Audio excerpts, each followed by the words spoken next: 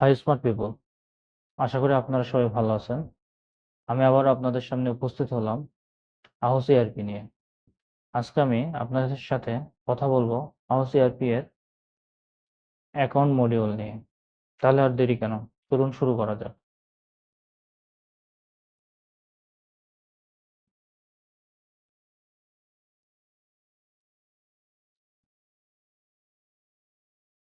মাশাআল্লাহ, লগ ইনের পরেই আমরা সুন্দর একটি ড্যাশবোর্ড দেখতে পাচ্ছি। অ্যাকাউন্ট মডিউলের জন্য আমাদের অ্যাকাউন্ট সেকশনের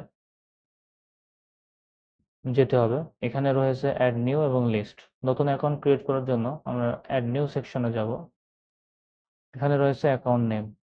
আমরা একটি অ্যাকাউন্ট নেম দিই।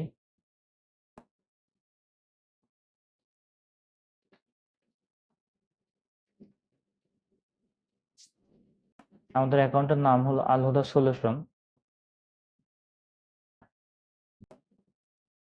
একটা অ্যাকাউন্ট নাম্বার দিই, অ্যাকাউন্ট টাইপ দিই। আমরা এটার ব্যাংক টাইপ সিলেক্ট করছি। ব্রাঞ্চ নেম কুষ্টিয়া দিলাম। ডেসক্রিপশনের প্রয়োজন হলে আমরা ডেসক্রিপশন দেব। আমরা যদি সাবমিট বাটনে ক্লিক করি তাহলে এটি সেভ হয়ে আমাদের অ্যাকাউন্ট লিস্টে নিয়ে চলছে। এখানে আমাদের দুইটি অ্যাকাউন্ট রয়েছে, একটি ক্যাশ আর একটা ব্যাংক। এখন যদি আমরা ডিটেলস বাটনে ক্লিক করি তাহলে আমরা এখানে অ্যাকাউন্ট নাম্বার দেখতে পাচ্ছি, ব্যালেন্স 0, ব্রাঞ্চ দেখতে পাচ্ছি, টাইপ দেখতে পাচ্ছি, ক্রিয়েট ডেট দেখতে পাচ্ছি এবং অ্যাকাউন্ট স্টেটমেন্ট দেখতে পাচ্ছি। এখান থেকে আমরা অ্যাকাউন্ট স্টেটমেন্ট দেখতে পাবো। যেহেতু আমাদের অ্যাকাউন্টে নতুন, তাই কোনো অ্যাকাউন্ট স্টেটমেন্ট এখানে অ্যাড হয়নি। আমরা এখান থেকে অ্যাড ব্যালেন্সের মাধ্যমে নতুন ব্যালেন্স অ্যাড করতে পারবো। তাই আমরা ক্রেডিট দিলাম, ডেসক্রিপশনের প্রয়োজন হলে ডেসক্রিপশন দিব। সাবমিট যদি করি তাহলে যে আমাদের 1000 টাকা ব্যালেন্স অ্যাড হয়ে রয়েছে। এরপর আমরা এখান থেকে অ্যাকাউন্ট এডিট করতে পারবো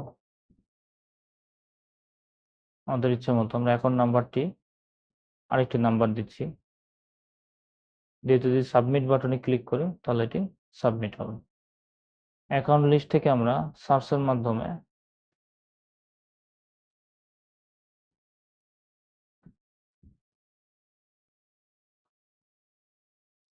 সার্চ করে বের করতে পারবো এবং এখানে আমাদের এডিট বাটন রয়েছে, এর মাধ্যমে আমরা সেটা এডিট করতে পারবো। পুনরায় যদি আমরা অ্যাকাউন্ট ডিটেলস পেজে যাই, এখানে রয়েছে ব্যালেন্স ট্রান্সফার। ব্যালেন্স ট্রান্সফারের মাধ্যমে আমরা এক অ্যাকাউন্ট থেকে আরেক অ্যাকাউন্টে ব্যালেন্স ট্রান্সফার করতে পারবো।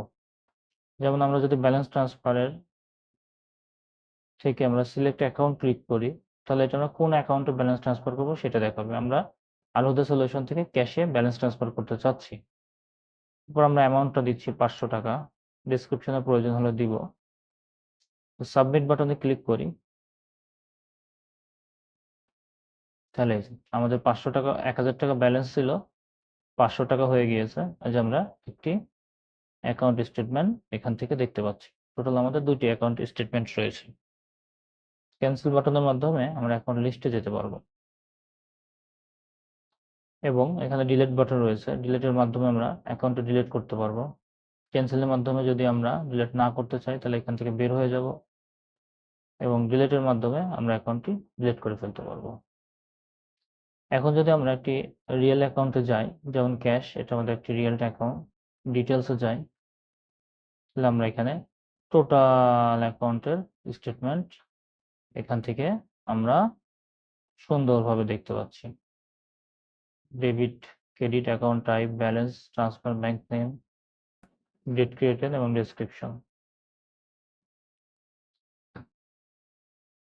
কিছুক্ষণ আগে যেটা আমরা ট্রান্সফার করেছিলাম। এই ছিল আমাদের অ্যাকাউন্ট মডিউল। তাহলে আর দেরি কেন, আমরা আমাদের ব্যবসা প্রতিষ্ঠানের অ্যাকাউন্টের নিখুঁত হিসাব রাখার জন্য আমরা নিজেদেরকে ডিজিটাল করি এবং নিজেদেরকে ডিজিটাল করার মাধ্যমে ডিজিটাল দেশ গড়ার স্বপ্ন দেখি। আজকের মতো এই পর্যন্তই। টাটা।